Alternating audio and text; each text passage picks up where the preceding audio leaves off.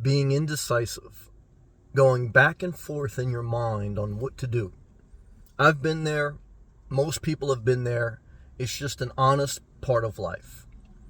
Certainly, some people are more decisive than others. But certainly, even decisive people, what I found in life is they usually end up changing again because life is constant change. So don't feel bad about being indecisive. Eventually, everyone makes decisions, and we all make the wrong decision at times. But I struggle with that at times. I go back and forth, and I've shared with you the philosophy of when in doubt, don't buy. I've practiced that. I've shared with you the philosophy of live below your means, so that if you do make a mistake, financially, you have a buffer. And that's a huge relief, because there's a huge amount of pressure and pain when we make the wrong decision. But when we're living below our means, we can get out of that decision. When we're at or above our means, it's very tough to get out of. I've been through that. It took me 10 years or so to get out of certain things. So, it's tough because when things weigh on our mind, it kills the quality of life of our time and our days. And I'm always conscious of that.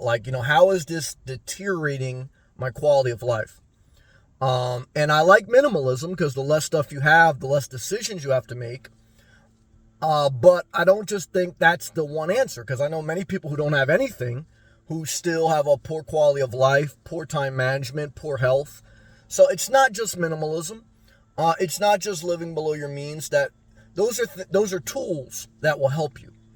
And even when you have all the tools and you do everything right, again, no one always makes the right decision. If you did, then you would be a supreme being. You would never be wrong. You would always be right, and no one's like that. So give yourself some grace. Try to operate off living below your means. And remember, look, if you make the wrong decision, change back. There's always critics. I always tried to remember in life, because I liked sports growing up, and I went to certain sport games, professional athletes playing. And I remember in stadiums, that people sometimes I would observe, they would just go to boo. They would just go to heckle. And, so you have to be very conscious in life. Of course, I'm noticing this, sharing my life publicly online, is that, and I noticed it even when I was making changes in my life, selling my house or buying this new home base, hecklers, whether in your family or anonymous people online or whether just people in passing, everyone has an opinion. And usually people who are opinionated and hecklers, their life is worse than yours. They wish they could do what you do. They wish they had what you had. And they won't put the work in to get where you'll get. So remember, when you are the Michael Jordan of your life and you're in the court, there's going to be someone in the stand, whether someone you know or someone you don't, who is heckling you. Also remember, there are people cheering you on. Always try to remember that. We tend to only think of the bad people, but there's a lot of good people in life. So, there's no way we win every game. There's no way we make every shot. So, you throw some shots up. You practice. You have technique, which is living below your means, which is trying to create a quality of life. And, all you can do is leave it all on the court, so to speak.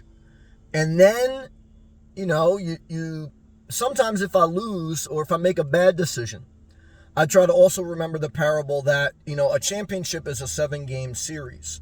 So if you lose one, don't go crazy and start throwing up three-pointers.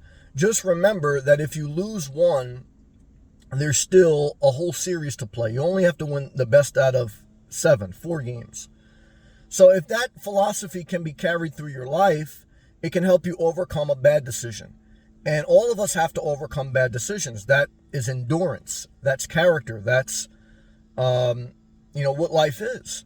And so as we develop that skill set, as we push through the pain, it kind of breaks the stronghold of indecision, or at least breaks the stronghold of guilt, condemnation, all these things that keep us paralyzed from making another decision.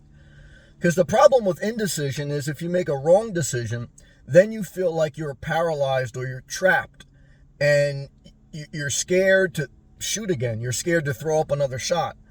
And it's tough, because our confidence, once our confidence goes, our will to make another decision goes. It's gone. It's like, once you shoot a couple air balls, your will, your confidence to shoot another shot, you don't even want to. You just either pass the ball or you want to go back on the bench.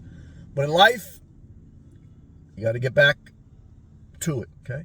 So as best you can, I hope this video helped. If it did and you want to support the channel, click that super thanks. Click that blue join. Thank you to all my members.